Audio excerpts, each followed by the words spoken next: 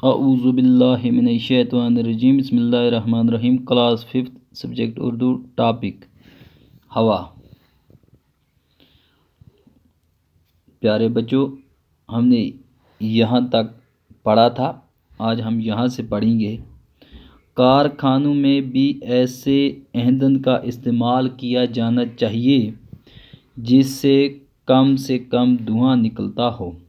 جو ہمارے کارخانے ہیں، جن کارخانوں میں بہت ساری چیزیں بنتی ہیں، ان میں بھی ایندھن، جو وہاں پہ جو کوئلہ لگتا ہے، جو ایندھن لگتا ہے، وہ ایسا استعمال کیا جانا چاہیے جس سے کم دھواں نکلتا ہو، جو زیادہ دھواں نہ چھوڑتا ہو۔ ایسا ایندھن استعمال کرنا چاہیے، کیونکہ جب زیادہ دھواں نکلتا ہے وہ ہمارے جو ایئر ہے، جو ہماری جو ہوا ہے، اس کو وہ آلودہ کرتا ہے، اس کو وہ خراب کرتا ہے۔ آپ نے ارد گرد کے ماحول کو بھی صاف ستھرا رکھنا چاہیے۔ جو ہمارے ارد گرد کا ماحول ہے اس کو صاف ستھرا رکھنا چاہیے۔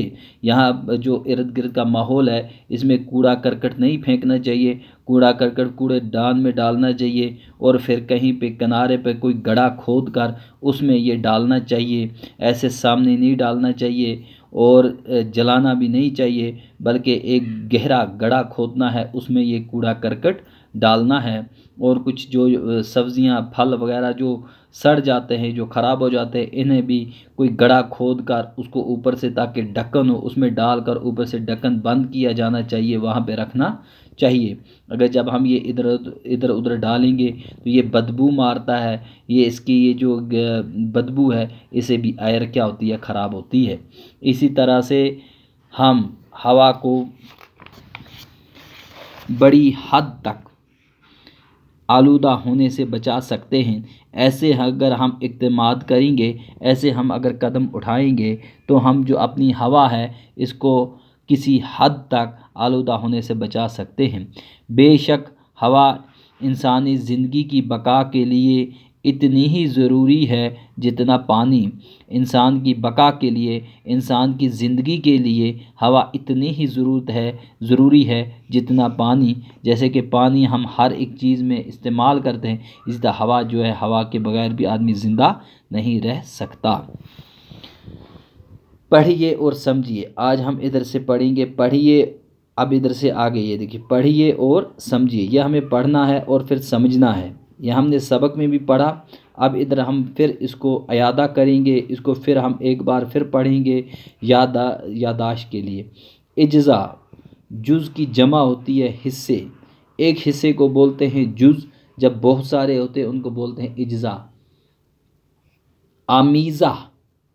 آمیزہ بولتے ہیں گول۔ مکسچر، جب بہت ساری چیزیں ایک جگہ میں جمع ہوتی ہیں تو اس کو بولتے ہیں مکسچر۔ مکس نہیں بولتے فلاں چیز کے لیے مکس کیا ہے کچھ، جو یہ مکس، اس کا مطلب ہے دو چیزوں کو آپس میں جب رلاتے ہیں تو بولتے ہیں مکس۔ آمیزہ ہوتا ہے جب بہت ساری چیزوں کو آپس میں مکس کرتے ہیں تو اس کو بولتے ہیں آمیزہ۔ خاصیت، وصف، تاثیر کو بولتے ہیں۔ خارج کرنا، باہر نکالنا، باہر نکالنے کو بولتے ہیں خارج کرنا۔ خارج کرنا ہو گیا باہر نکالنا۔ توانائی، طاقت، قوت۔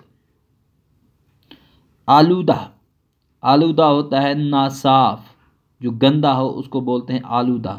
مضر، نقصان پہنچانے والا، جو نقصان پہنچاتا ہے، جو صحت کے لیے اچھا نہیں ہوتا ہے، اس کو بولتے ہیں مضر۔